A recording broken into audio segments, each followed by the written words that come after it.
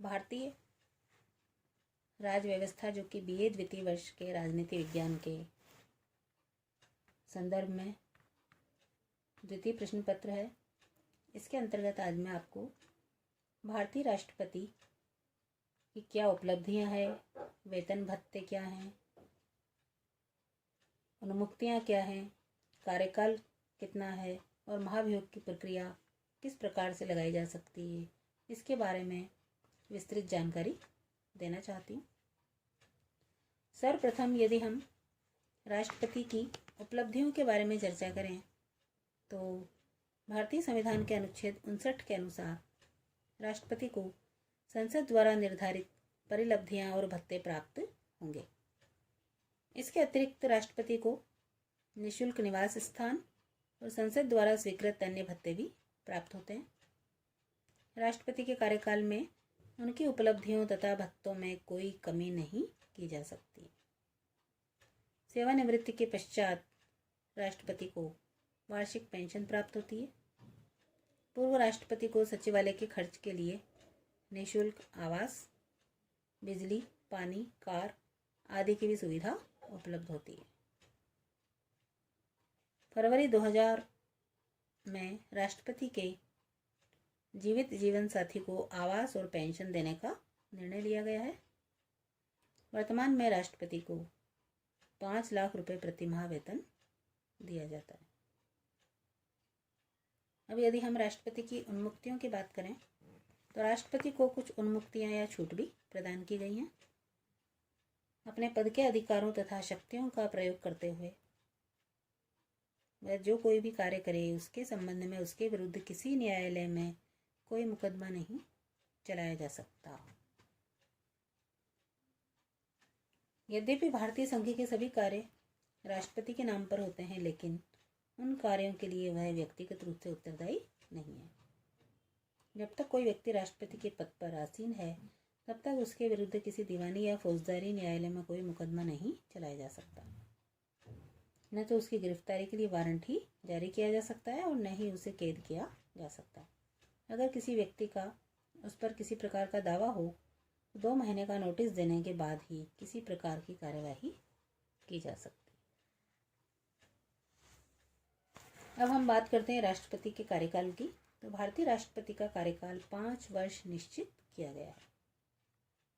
यदि मृत्यु, त्यागपत्र अथवा महाभियोग द्वारा पद से हटाने के कारण राष्ट्रपति का पद इस अवधि के दौरान ही रिक्त हो जाए तो इस स्थिति में नए राष्ट्रपति का चुनाव दोबारा 5 वर्ष की पूरी अवधि के लिए होता है, न कि शेष अवधि के लिए। यद्यपि भारतीय संविधान द्वारा राष्ट्रपति पद पर पुनर्निर्वाचन के लिए किसी प्रकार का प्रतिबंध नहीं लगाया गया है, फिर भी वह संवैधानिक परंपरा विकसित हो गई है कि कोई भी व्यक्ति 2 बार से अधिक राष्ट्रपति पद पर निर्वाचित नहीं होगा। अब हम बात करते हैं महाभियोग जैसे महत्वपूर्ण प्रक्रिया की। भारतीय राष्ट्रपति का कार्यकाल तो 5 वर्ष है, किंतु भारतीय संविधान के अनुच्छेद 61 के अनुसार राष्ट्रपति के द्वारा संविधान का उल्लंघन किए जाने पर संविधान में दी गई पद्धति के अनुसार उस पर महाभियोग चलाकर उसे उसके पद से हटाया भी जा सकता है। उस पर महाभियोग लगाने का अधिकार भारतीय संसद के प्रत्येक सदन को प्राप्त है। अभियोग लगाने के लिए अभियोग लगाने वाले सदन की समस्त संख्या के 1/4 सदस्यों के हस्ताक्षर होना आवश्यक है। अभियोग लगाने के 14 दिन बाद अभियोग लगाने वाले सदन में उस पर विचार किया जाएगा और यदि वह सदन की समस्त संख्या के 2/3 सदस्यों द्वारा स्वीकृत हो जाए तो उसके पश्चात वह भारतीय संसद के द्वितीय सदन में भेज दिया जाता है। दूसरा सदन इन अभियोगों की या तो स्वयं जांच करेगा या इस कार्य के लिए एक समिति भी नियुक्त कर सकता है। राष्ट्रपति को यह अधिकार है कि वे सदन में स्वयं उपस्थित होकर या अपने किसी प्रतिनिधि द्वारा महाभियोग की जांच में हिस्सा ले। यदि सदन में राष्ट्रपति के विरुद्ध लगाए गए आरोप सिद्ध हो जाते हैं और दूसरा सदन भी अपने कुल सदस्यों के कम से कम 2/3 बहुमत से महाभियोग का प्रस्ताव स्वीकार कर ले तो वह प्रस्ताव स्वीकार माना जाएगा और प्रस्ताव के स्वीकृत होने की तिथि से राष्ट्रपति पद से हटाया समझाया जाएगा। इस संबंध में यह बात विशेष रूप से जानने योग्य है कि इस काल में भी वे अपने पद पर आसीन रहते हुए बराबर अपना कार्य करते रहेंगे।